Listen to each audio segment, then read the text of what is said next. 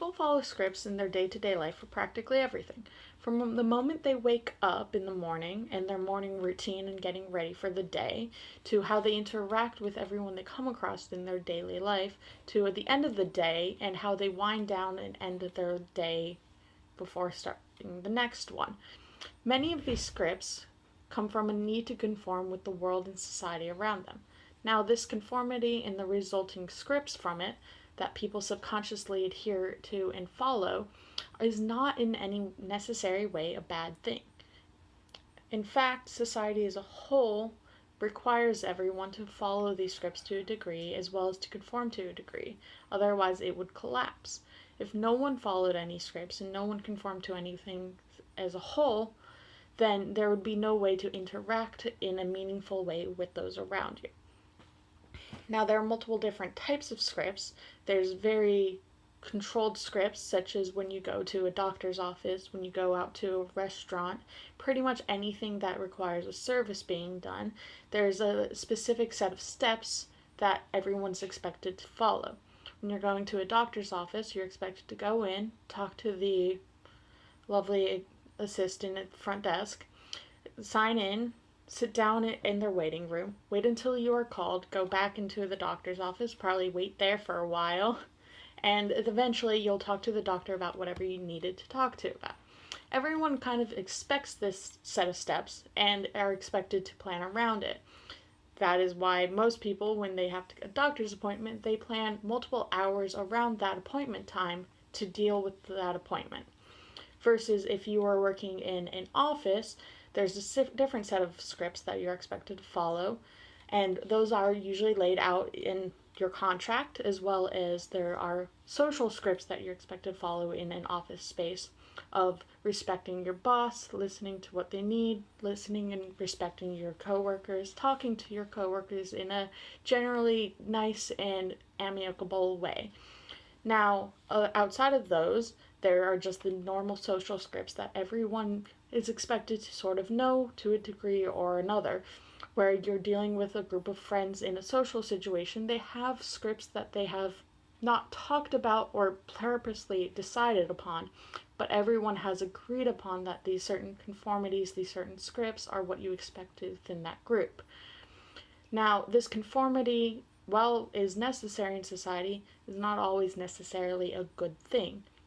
If someone conforms completely blindly to those around them, they become unaware of what they are actually doing, and in turn, it could horribly affect themselves or society as a whole, and in turn become a detriment to it. Ash's conformity experiment shows how someone, even if they know something is wrong, might still end up conforming to the majority because of a variety of reasons, whether it's to fit in, they start doubting their self from what they believe to be true, there's a sort of social pressure, they could quite literally start seeing the world in a different form because they don't believe what they originally see to be true anymore. The conformity experiment that I'm talking about was done in 1951.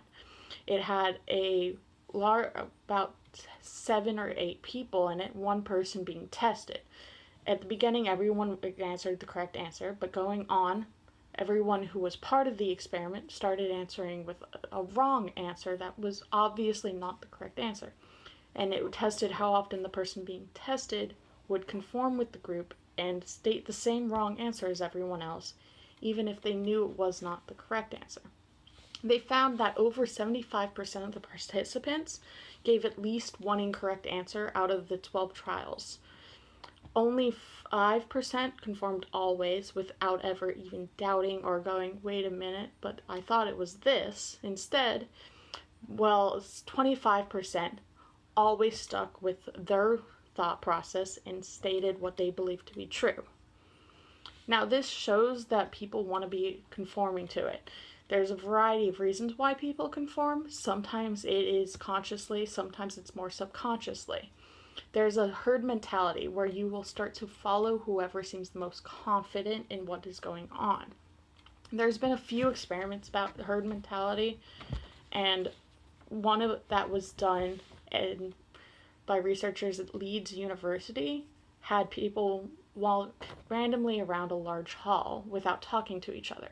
Now, they gave detailed instructions to a select few on where to walk, and they found that people started to blindly follow the instructed people, most likely because they were the ones walking with a sense of purpose of where they were going.